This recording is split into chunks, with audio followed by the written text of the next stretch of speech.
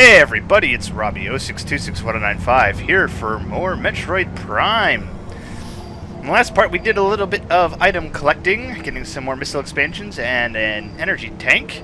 And in this part we are being alerted that their main source of toxins in the ruins has been detected. So let's see where that is being sourced.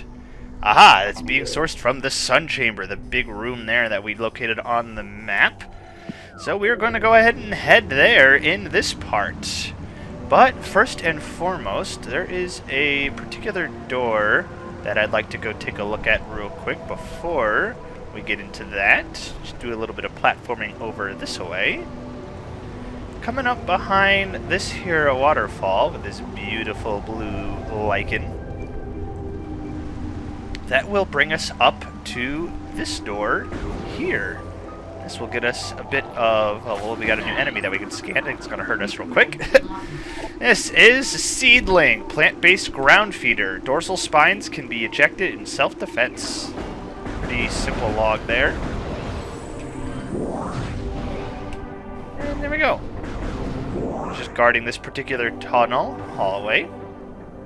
We can continue on, and if we get further in, we can get the impact crater.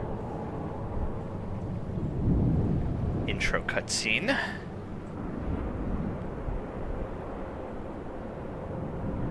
This is a very important part of the game. We will be coming back here much later, but we can stop by now and get a bit of pirate data and see what we've got going. Log. Field team reports are in on an aged structure of alien design built on the surface of Talon 4. Studies show this structure projects a containment field.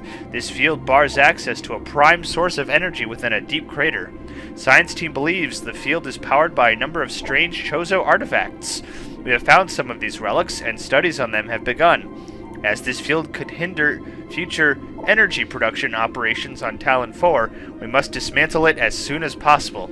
If this means the destruction of the Chozo artifacts, it will be done. It seems the space pirates are going to get their energy one way or another. No matter how much historical significance the artifacts pose. And of course now, since this is a very secret place to the Chozo, we have some Chozo lore to read as well. Throughout our living nightmare, as we battle with this unyielding darkness, we Chozo see a light. This light glows with promise, chasing the shadows cast by the great poison, and purifying that which has grown toxic. It is strange, though. At times, it looks to our eyes as if the light coalesces into the figure of a woman. Burning brightly, the luminescence descends from space, then retreats back into the infinite blackness from whence it came. When this prophecy comes to pass, when the light recedes, the Chozo's long vigilance of containment will finally come to an end. Figure of a woman, eh? Definitely seems like it is leading us to believe that it would in fact be Samus. What's going on down there? The Chozo artifact. Collect it, then scan the totems here for clues on the locations of the remaining artifacts. Together, the artifacts will open a path to the center of the impact crater. Well, let's go on and head on down there and see what we got. Before we do so, we have more Chozo lore. The containment of the great poison. This task has fallen to the Chozo, and we will not flee from our duty, even as we suffer with the land and its creatures.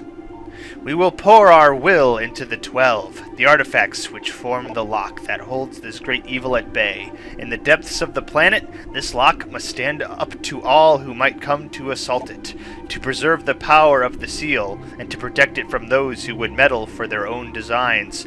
We will spread the artifacts across the land, hiding them from prying eyes. The lock must never open until the day comes when this disaster can finally be put right.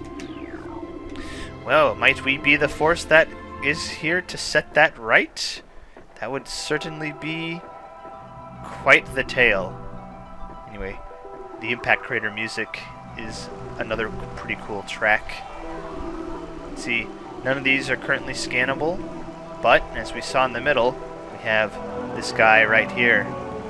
Let's go ahead and walk into it and collect it.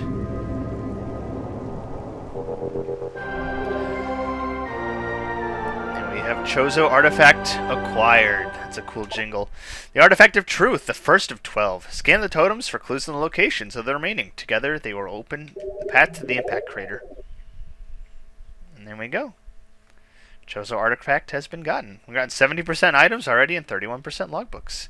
Look, this is a way that I can actually get into the menu without having the GameCube, without having the ability to hit the button to bring up the menu. Because they did not make a mapping for that when using the GameCube controller for some silly reason. I guess they didn't foresee people like me wanting to be very authentic and using the GameCube controller with the game on the Switch.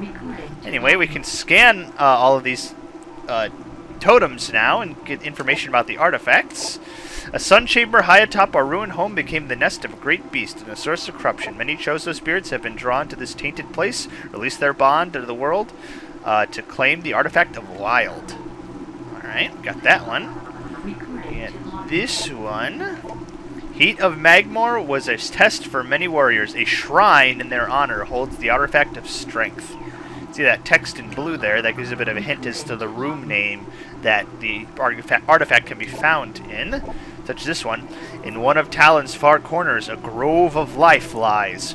Reveal the pillar beneath the waves to find the artifact of Chozo. And then this one was for the artifact of truth, which has been returned. I have restored the power to this Chozo totem. A few more to read.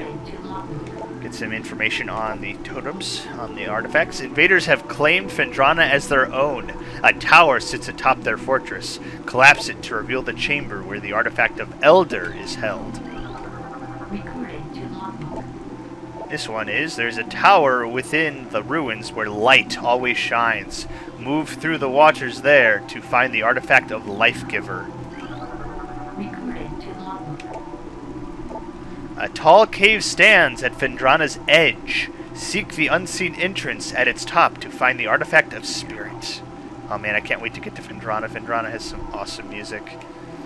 Let's see, I already scanned you, so that must mean you are the last one that I have not scanned yet. That is currently active. Within the ruins of our home, we honor our fallen elders in a great hall. A chamber beneath the statue holds the artifact of world. There we go. We've read all the ones that are currently active and glowing. So let's go ahead and hightail out of here and head back to where we once were so we can continue on getting ourselves repowered back up. Go ahead and journey our way back. I think I may cut to we get to the Chozo Ruins. Alright, I figure this is a good place if any to come back. Made it back to the Chozo Ruins. We can skirt the beetles. We don't need to worry about them. And here we are. So now, before we continue on forward, there is an item that we can now get in, I believe it is this room. Yeah, the Ruined Shrine, which is directly to our left here from the entrance, which is good. We'll be able to get right over there. And let's go into Morph Ball so we can dodge most of the scarabs. Oh, they're kind of dropping on me a little early there, but that getting into the ball there definitely decreases your body size, so that works out there. And what we can do is we can break that open and get ourselves a missile expansion. There we go. Oh, that was the item that I wanted to come in here and grab. So now we can go ahead and... Hello, sir. What are you doing? I'd like you to not block my tunnel. Oh, they're all coming in for some fun. Or they're at least trying to. Let me just go ahead and... playing a little bit of interesting shooting here. Having to go through the little tiny hole to try and kill him. He's not going to want to go, so I'm just going to go ahead and push on through and tank it a little bit. There we go. That one guy dropped some health, so we'll get that back there. There we go. Take him out, and then we can head on back. Though we've only gone one room away, so that means all the scarabs are, in fact, on the ground now.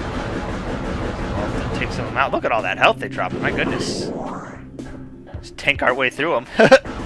And we get healed because of all their healing drops. Ooh, those guys did a little bit more damage, though I didn't have quite enough health drops to recover from the amount of damage that they did. Hello, sir. Like, if you please not lunge at me, thank you. Alright. Now, what we need to do is we need to go back to that room with the big tree.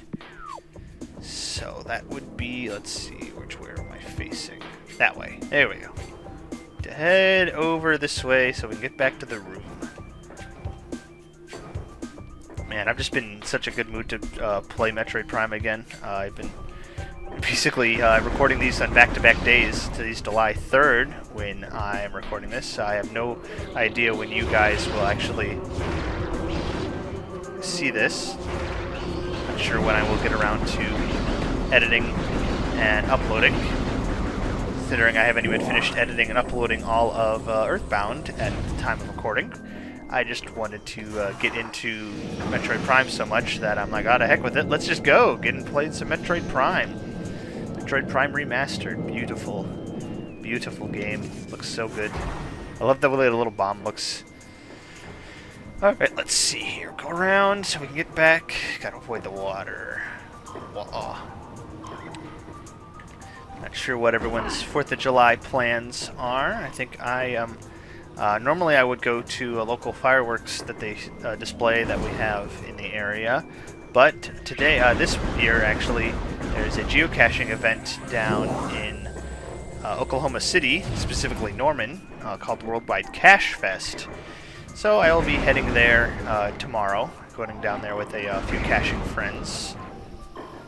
I'll head down, get an early start on July 4th. That way we can get down there in time to get to see the fireworks, because I've been told that they're going to have a fireworks display as a part of the event. So that'd be great. So now that we're in the tree room here, we have some runes that we need to scan. Another 4-rune puzzle. And the reason why we couldn't do this before was that these blocks here, these sandstone blocks, they required the Morph Ball Bomb to actually get past. So now that we have that, we will be able to go there and get that. However, I do believe I missed one of the symbols. I think it was lower down.